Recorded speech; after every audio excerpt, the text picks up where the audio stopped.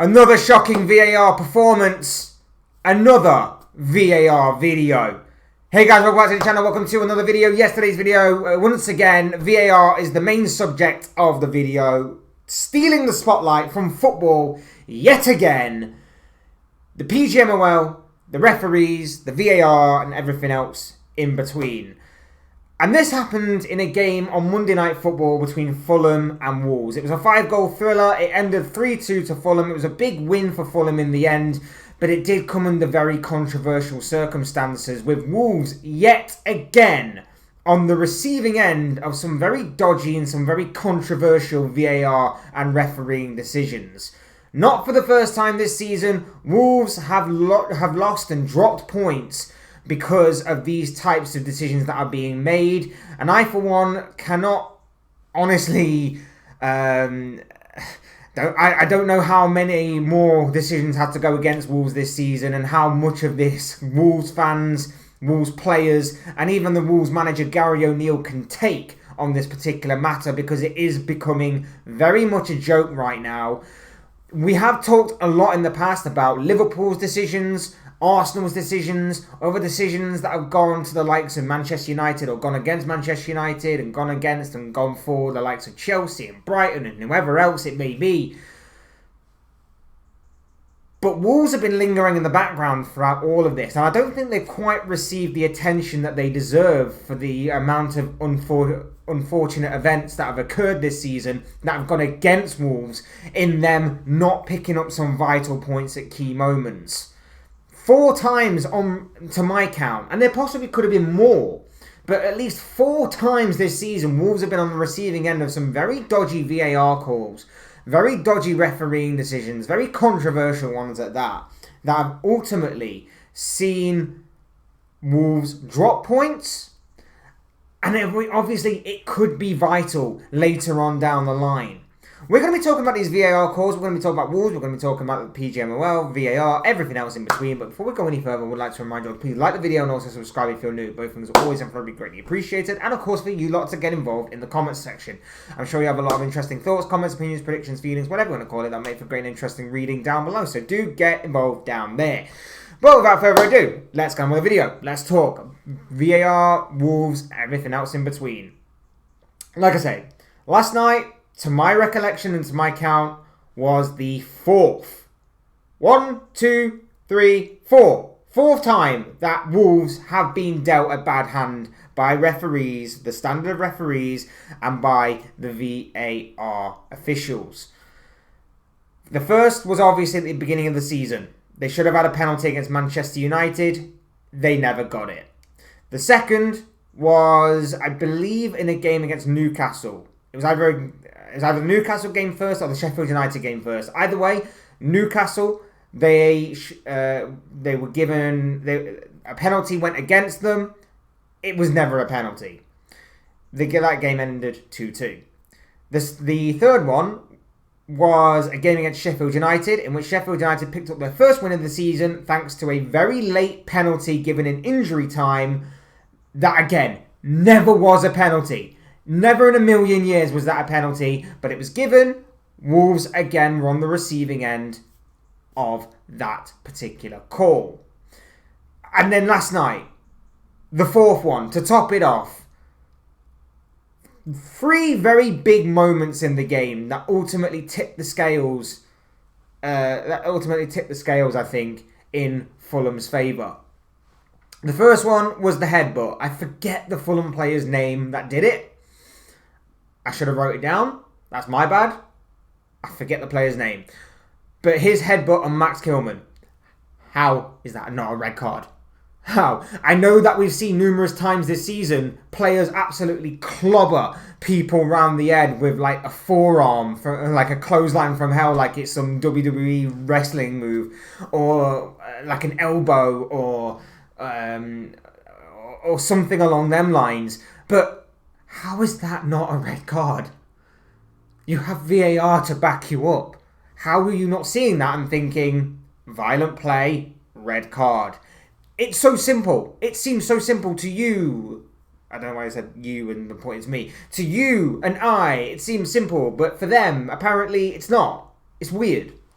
The second one, Tim Ream should have been sent off for a second bookable offence on the penalty that Wolves received. Right call to give Wolves a penalty. Wrong call not to send Tim Ream off for a second bookable offence. Why was that? Why? A few weeks ago we heard about this whole we don't want to send players off kind of stuff. We don't want to send players off kind of stuff to ruin the spectacle of the game, and we want to keep it 11v11 as much as possible. The very next game, they send Ashley Young off in the Merseyside derby for a second bookable offence. Tim Ream should have gone last night for that Wolves penalty, but he didn't. And the third one was Fulham's first penalty, which is never a penalty again. It baffles me. How can you constantly get it wrong? And if I'm a Wolves fan right now, I know it's very easy for football fans to come out with this whole conspiracy theory of everyone and everything's against us. But if I'm a Wolves fan right now, I'm starting to think there might be some truth to it, because Jesus Christ, 4 very poor, shocking decisions have gone against you this season that have cost you points in key big games. How much more can Wolves fans take? How much more can Gary O'Neill take? I was very surprised to hear in his... and by the way, in his post-match interview, I think he does go on to state that he had a word with the referees and talked to the referees, and I think that he said that they even admitted the penalty probably wasn't a penalty. They should have gone to the monitor to overrule it and to double check it. But for whatever reason, that advice wasn't given. Why? Why was that advice not given? Why was that not a thing? Why does he not go and check it anyway? Why? So many whys here. It's unbelievable. But I'm surprised even in his post-match interview for how calm and collected he was. Now, I get it. Premier League managers, and I did a video on this last week, Premier League managers have been warned about their conduct, especially in post-match interviews now, where they talk about referees. PGMOL don't want to challenge referees. They don't want the criticism. I get the abuse side of things. I once again reiterate, I get the abuse side of things. Do not abuse referees. 100% get that. 100%. Understand. Then not be able to challenge them as well is unbelievable in my opinion. Unbelievable. You saw Mikel Arteta do it. He challenged, didn't abuse, he challenged. He challenged and criticised referees and the VAR on that day that Arsenal lost to Newcastle in very controversial circumstances. Here, Gary O'Neill, once again, goes in a post-match interview and he challenges the referees, and he says that he basically can't take it anymore. He doesn't do it in the most obnoxious, out there, bizarre, theatrical way of doing it. He's calm, he's collected, and he speaks very well. Maybe that's just the person he is, because some people do it differently. If you compared Arteta's post-match interview, for example, to Gary O'Neill's, they're very, very different. That's nothing on them. That's not a critique on either of them. That's just maybe who they are. It also could be about the PGMOL warning them about their conduct in those interviews. So he's had to calm down and he's had to obviously think about his choice of phrasing of words, whatever the case may be.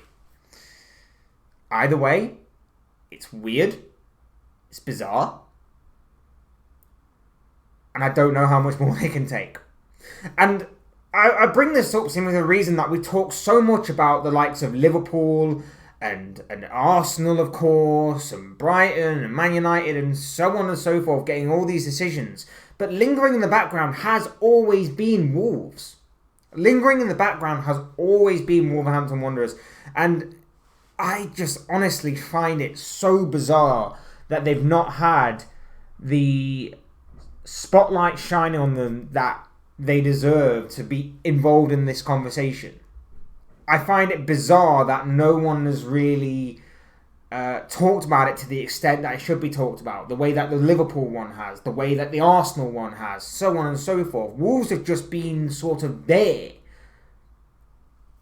And I don't understand why that is. I don't understand why Wolves have not received Is it just because they are seen to be a smaller club, with all due respect to the likes of Liverpool and Arsenal? They're not one of the members of the big six, the traditional top four, or whatever the case may be. Is that what we're going with here? Because that isn't fair, and it would be wrong of me not to at least... I've alluded to Wolves' the decisions that have gone against them in the past, but I've never really focused on them as much.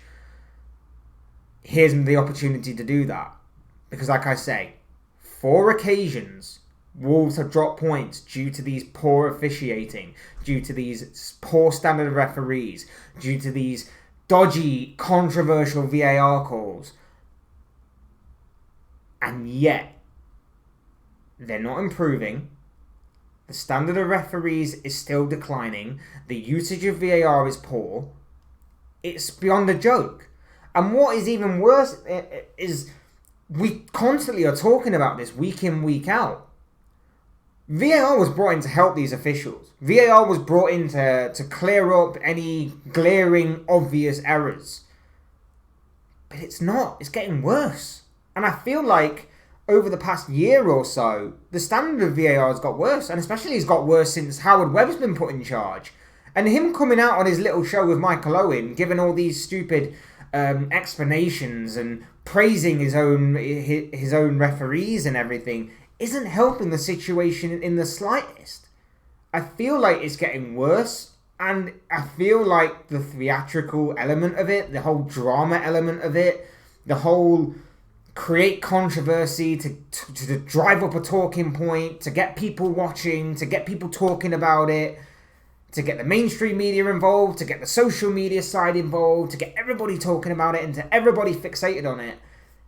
It genuinely feels like this whole reality TV element could have an element of truth to it. There could be an element of truth behind it because it's ridiculous. So what do we do? Do we constantly try and fight it and challenge it?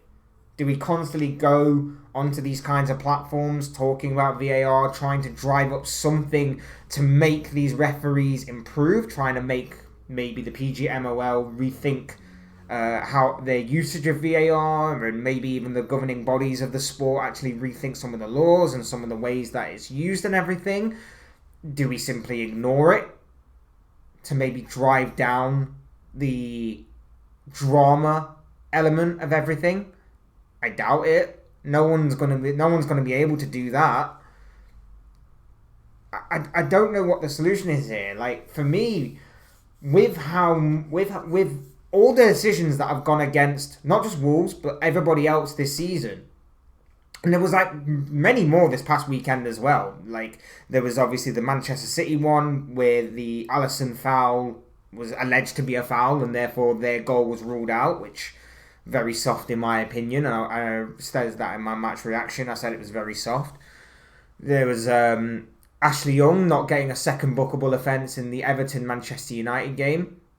He should have been sent off, in a similar fashion to Tim Ream should have been sent off last night. Brighton, Nottingham Forest, I think, had a fair few controversial moments. I didn't exactly see the game, but I was being told about it, and I'm obviously reading it. There was a number of controversial elements to that particular game, so that was obviously an issue there. Do we just suspend VAR and rethink it until then? Do we just go back to a human error at the hands of the referee? Because I feel like, at least with the one look of the referee in real time, at least that way, if he does get it wrong, we go, you know what, it's a bit annoying we couldn't get it wrong, but at least that way he's not got him being wrong and then about 4 other referees behind him that are also wrong. Even though they've got the angles to see, they've got the cameras to see, they've got the playback ability to see, and obviously the lack of communication to us as fans. Do we just suspend VAR? Do we just get rid of it entirely, rethink it, rethink the model of it, rethink how we use it, rethink what it's used for, rethink everything about it? I don't know. I genuinely don't know anymore because I'm getting sick and tired of talking about it, but I won't stop talking about it until improvements are made, because otherwise you're buying into that whole drama entertainment element of what they are seemingly trying to drum up here. And it's becoming ridiculous and it's becoming a joke. And like I say, just because it's Wolves shouldn't mean, and I mean that with all due respect, by the way, just because it's Wolves and it's not like a team that's fighting for the Premier League title, like a Liverpool, like an Arsenal, like a Man City, we shouldn't stop talking about it no matter where you are in the Premier League table. If Luton next week are suffering with VAR, we should call it out. If Man City the week after suffering with VAR, we should call it out. Doesn't matter where you are. We should continue to call it out, because at the end of the day, this is big points that are being dropped by Wolves because of these types of decisions. If Wolves miss out, they're currently in 12th right now, so they're doing very well this season. But if Wolves were to miss out by a fair few points in getting a European football place, for example, or heaven forbid, if things were to completely fall off the cliff and they were to obviously get relegated, they could look back at those results and be like, well, if VAR had sorted itself out and done its job properly, we could have actually stayed up because of that. That's what is going to ultimately cost Wolves in the end. This is a results-based business at the end of the day, for the most part at least. And results are going to indicate that regardless of VAR's decisions, we didn't win that game. It could cost jobs. Gary O'Neill could be gone in a fair few months' time. It's possible. If they're obviously smart about it and they're obviously understanding of the situation, they'll obviously keep him in the job, because I think he's done a fantastic job since coming in. And I think obviously given the situation that he was placed under when he walked in the door at Molineux, done a brilliant job, and I've got nothing but praise for Gary O'Neill and what he's done with Wolves so far this season, and I'm interested to see how he's going to continue. But it could cost them jobs, it could cost the players, it could cost them money, the club money, it could cost, like I say, further development in terms of Wolves. Like I say, maybe getting European football of some description. It could cost Wolves early. And it's not just, like I say, Wolves, but every team that suffers, which is why we constantly need to challenge. And it doesn't matter who you are. Challenge. That's why, obviously, managers need to constantly challenge and ignore the fact that, and obviously need to find the line between criticism and abuse. But as far as what VAR goes, I've got no idea anymore what is going on with that. I've got no idea anymore what's going on with that. I've got no idea what is going on with the PGMOL. I'm going to be interested to see if anything does come about of this in terms of an apology again. Remember, we're like 13 games into the new season.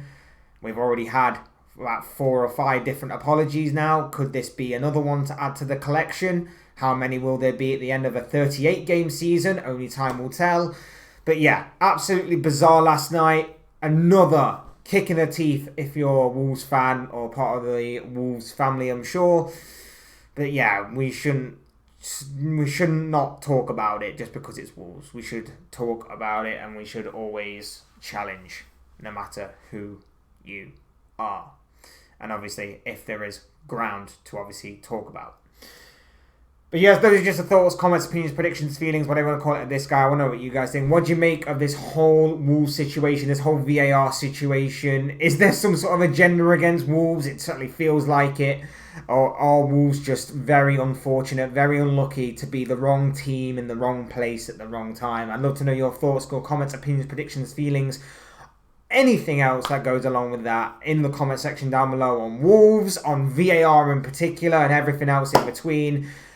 Otherwise, hit the like button on the way if you enjoyed the video. Subscribe if you're new and want to see more content like this. Both things are always and very greatly appreciated. As always, thank you all so much for watching and listening. I've been Fletch. This has been another Fletch Talks video. Thanks for stopping by, and I will see and speak to you all again soon in another video or live stream or whatever it may be. Cheers, guys. Take care. See and speak to you again soon.